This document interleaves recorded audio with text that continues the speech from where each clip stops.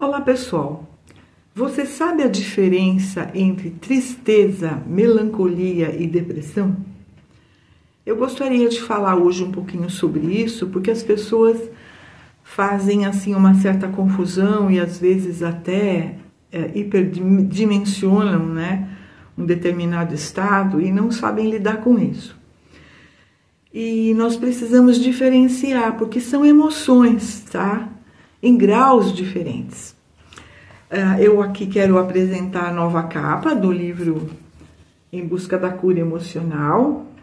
Esse livro foi o meu primeiro livro, lançado no ano 2000, pela Lumen Editorial. E justamente é uma compilação de temas, assim, buscando esse autoconhecimento, essa busca da cura. E lá embute também esse tema da depressão. Eu queria começar esse vídeo aqui perguntando algumas coisas para vocês. E seria legal que você se desse um tempinho para responder essas perguntas. Então vamos lá. Como saber se você está com depressão? Responda sim ou não às seguintes perguntas.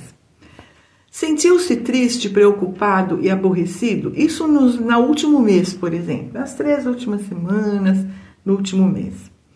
Sentiu uma tristeza persistente, ansiedade e sensação de vazio? Sentiu-se pessimista, desesperançado e culpado? Sentiu-se sem energia e fatigado?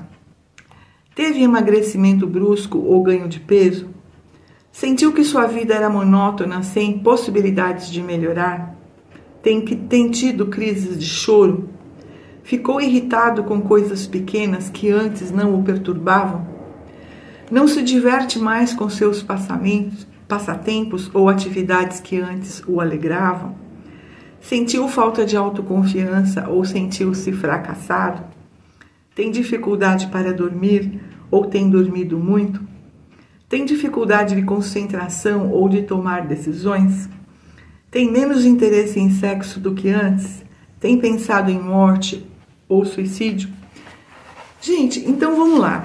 Se você respondeu a uma ou duas dessas perguntas, você pode estar num estado de tristeza ou até de irritação temporária com algum problema situacional. Se houve assim umas 4 sims, né? Ou 5 concordâncias a essas perguntas, você pode estar num estado de melancolia, que é um somatório assim de várias situações que às vezes a gente olha, né, para a vida da gente e fala: ai, mas como tá chato isso, tá chato aquilo, o mundo tá chato. Mas é uma coisa assim que você fica meio down, um tempinho, um dia ou 2, mas de repente você tá alerta, você tá feliz, você consegue programar o seu final de semana, você consegue encontrar a família, fazer uma festinha, programar um acontecimento bacana, né? A depressão, gente, é um estado assim que eu chamo de SOS da alma. É uma espécie de nuvem negra mesmo. Tem alguns fatores desencadeantes de tudo isso que a gente falou. Então vamos separar. Tristeza. Tristeza, gente, é um estado igual mais ou menos à frustração. Frustração, decepção, tristeza. Às vezes a gente vê alguma coisa que choca, você fala: nossa, como é que alguém pode fazer isso? Como é que alguém pode pensar assim?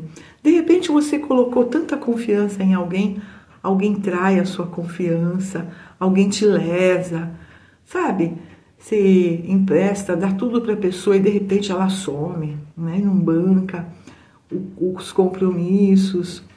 Às vezes alguém fala alguma coisa que te ofende profundamente, você fica triste. E a tristeza também está relacionada, prestem atenção, com as suas atitudes. Sabe quando você fica se boicotando, se anulando? Quando você não quer fazer uma coisa, mas você faz. Quando você finge o que não está sentindo. É como se a tristeza viesse falar: olha o que você está fazendo com você. Sabe, é como se a natureza mostrasse através da tristeza o como nós estamos agindo contra nós mesmos. Sabe, tentando passar uma imagem, um negócio que a gente não está sentindo, é uma certa falsidade. uma falta de lealdade para consigo mesmo. Então, nem sempre a tristeza está ligada a algum acontecimento. Às vezes, e na maioria das vezes, a tristeza está ligada a atitudes que nós temos conosco, tá? Onde a gente se trai, onde a gente não é leal, onde a gente não é conivente, coerente com o que nós estamos sentindo. A melancolia é um estado assim, um grau um pouquinho mais denso, um pouquinho mais profundo que a tristeza. A melancolia é uma coisa meio murcha. Sabe quando você murcha? De repente murcha um relacionamento por conta de várias e várias decepções. Ou de repente você está num trabalho onde você não tem um reconhecimento, onde você está trabalhando demais, você está se doando. Sabe relacionamentos que você se doa e você não tem nenhuma troca? Um momento em que você está passando por um estresse absurdo, sabe? Você não vê luz no final do túnel e fala, meu Deus, nem no final do ano eu vou poder tirar férias, eu vou poder dar uma descansada. Então, estados de melancolia um pouco mais tenso, com situações assim um pouco mais densas, que é óbvio, a gente precisa analisar com calma, com centralidade, e daqui a pouco eu falo mais sobre como, né? Realizar a cura, chegar a um acordo melhor com o que nós sentimos. A depressão, gente, é um somatório de atitudes que vem ao longo do tempo, tá? Tem gente, por exemplo, que vai acumulando essas coisas que eu vou falar agora ao longo de anos, quiçá uma vida. Então, vamos lá. Dificuldade de aceitar a realidade. É aquela pessoa que finge que não está acontecendo, que quer passar por cima, idealista demais, tá? Que se cobra, que se pressiona o tempo todo. Ela tá para todos, em todas as situações, menos para ela. E com isso ela cria muita expectativa, ela cria muita frustração, porque é óbvio que quando ela se doa demais, ela espera alguma coisa em troca, um favorzinho, um obrigado, que não vem por anos. Tá? Então essa é uma atitude. Uma outra atitude, baseada mais ou menos nisso que eu falei, mágoas, sabe, mágoas que vão somando e a pessoa não falou, não expressou, ela não fala, ela não retruca, ela engole. Raivas acumuladas, quantas coisas, quantas situações que a pessoa passou, quantos favores que ela fez, ela levou uma patada. E ela não foi reconhecida.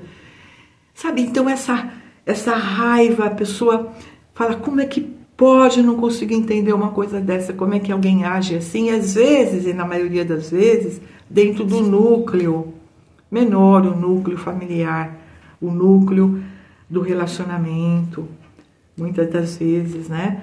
Então essas raivas acumuladas, as mágoas, esse histórico de autonegação, onde a pessoa presta atenção em tudo menos nela, ela se trata como um grande robô. A Mulher Maravilha, eu digo mulher, tem homens também, né, que são muito autocobradores, mas assim, eles se acham robôs, né? Robô não precisa dormir, robô não precisa de atenção, robô tem que estar à disposição o tempo todo.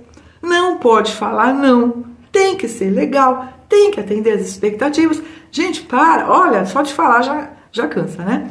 Só que o robô, de vez em quando, pelo menos precisa de uma manutenção. Sabe, de um azeite, de um olhinho nas juntas e tal. Mas a pessoa perfeccionista, ela acha que não. E ela vai passando por cima dela. Então, veja, histórico de autonegação. E todos esses sentimentos de culpa, aí, né, o perfeccionista, ele se culpa por não ter dado certo, mas ele não para pensar nas tentativas. Ele se culpa pelas doenças que ele está tendo, porque onde já se viu, não podia. Sabe, uma coisa assim, realmente, né, Mulher Maravilha, robô, não pode ficar doente, né? Aquela pessoa que se cobra também com relação ao outro. Eu já ouvi muitos históricos de mães, de pais, que se sentem culpados pelo insucesso do filho. A filha casou, enfim, e não é feliz, tá? Namora com um cara que não é legal, ou teve alguma experiência negativa no trabalho, e o pai e a mãe se culpam. Como assim minha filha é infeliz? Onde foi que eu errei? Olha que coisa incrível. Então, o somatório, veja, o somatório por anos dessas atitudes que eu mencionei agora levam à depressão.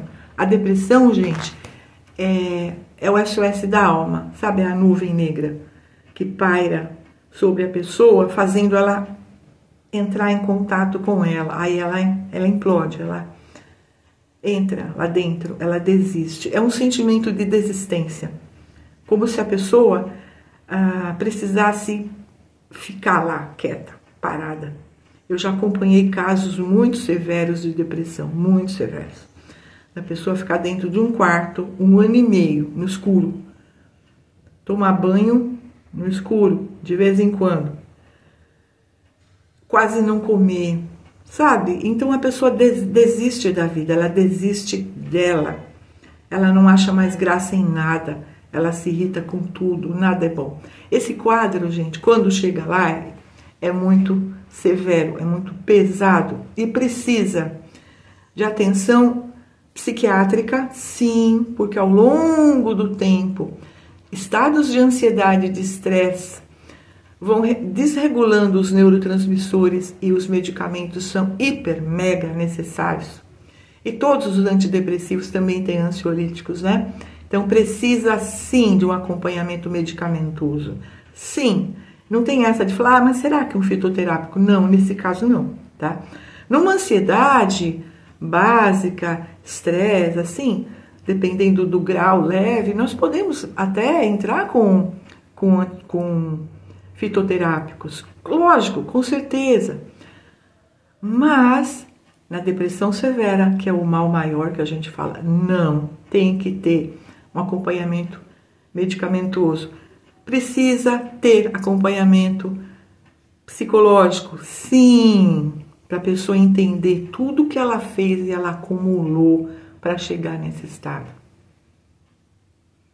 Ela precisa, de repente, até de uma terapia ocupacional também, mas o psicólogo, o bom profissional vai saber direcionar, certo?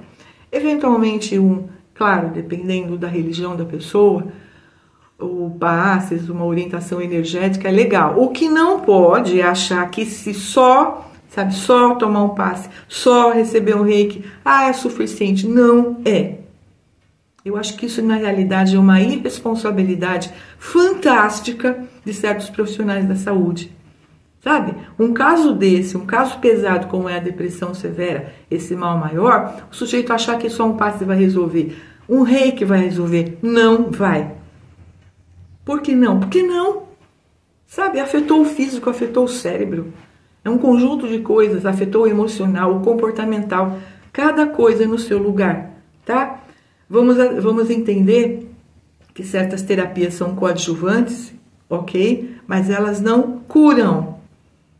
A gente cura da maneira certa, ok? Uma pessoa com uma doença severa que precisa de uma cirurgia, por exemplo, vai tomar um reiki? Não. Por favor, tá? É um coadjuvante, é uma complementaridade energética, mas vai curar, vai evitar a cirurgia? Eu não acredito nisso quando somatizou no corpo físico. Se não somatizou no corpo físico, é outra história, poderíamos ficar horas aqui discutindo sobre isso. Mas quando está no corpo físico, principalmente num caso de depressão severa, precisa sim de acompanhamento medicamentoso. Até uma ansiedade, uma crise de ansiedade que já chegou ali na crise de pânico, também precisa de medicamento, certo? E precisa de terapia, com certeza. Então eu acho que é interessante que a gente entenda os graus diferentes, tá? Para você não achar, às vezes eu tô com algum cliente que normalmente as sessões são quinzenais dentro da Gestalt terapia ou semanais num quadro assim mais grave, mais severo. E de repente a pessoa me fala, eu tô em depressão. Eu acho que eu tô em depressão. Como assim? A gente se falou a semana passada e não tava. O que aconteceu? Então veja, situacional, é uma tristeza. A gente precisa se posicionar, se situar dentro desses aspectos todos para que nós possamos tomar a atitude certa. E é claro, no que se refere às atitudes, né, certas, Então vamos ver. O primeiro ponto hiper, mega importante é a aceitação da realidade. Gente, se nós não aceitarmos as coisas como são, nós não vamos saber o que fazer. Eu sempre dou um exemplo, né, com relação ao tempo. A gente está passando por uma fase interessante onde o tempo muda, a temperatura muda 15, 18 graus no mesmo dia, amanhece e anoitece assim com 18 graus de diferença, ou de um dia para o outro, ou chuvas torrenciais, tornados que nós estamos tendo, pelo menos aqui na região teve, a semana passada, e aí falta luz. Veja, são momentos interessantes que a gente está vivenciando, e nós não podemos fazer nada com isso, a não ser lidar. Então, está aí um exemplo. O tempo é um negócio que nós não criamos, não controlamos, não podemos mudar, mas nós podemos lidar com o tempo. Ah, esfriou, eu vou me agasalhar. Por quê? Porque eu estou sentindo frio. Ah, esquentou. Puxa, vamos tirar a blusa, porque, sabe, tá calor, né? Tá chovendo. Eu posso decidir se eu quero sair, se eu preciso sair naquele horário, se eu posso esperar a chuva passar.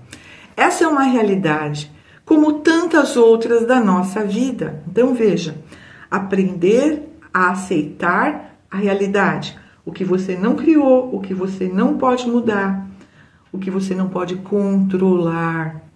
Pessoas, né, por exemplo.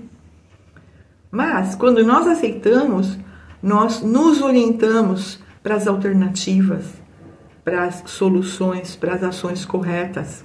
E isso evita uma ansiedade lascada quando você não aceita a realidade, quando você fica só na raiva, na indignação, você fica batendo o pé na rebeldia. Isso é besteira, você está gastando energia, tá? E não está resolvendo a situação, não está lidando com a situação, ok? Uma outra atitude importante é justamente perceber o campo de ação. Tem coisas que você quer e não pode, tem coisas que você pode e não quer. Então, eu sempre falo desse acordo entre o poder e o querer dentro do campo de ação. Porque tem coisas que eu quero, mas não está no meu campo de ação. É o anseio, é o idealismo. Então, tem pessoas que são tão idealistas, na cabeça delas é perfeito, o ideal, as coisas deveriam, as pessoas deveriam ser assim, assado. E quando ela entra em contato com a realidade, ela se choca. Então, esse idealismo excessivo é prejudicial. Vai só gerar mais ansiedade e cobrança para quem é muito idealista, porque ele vai se cobrar ter que enfiar o ideal que ele criou na realidade que ele não criou.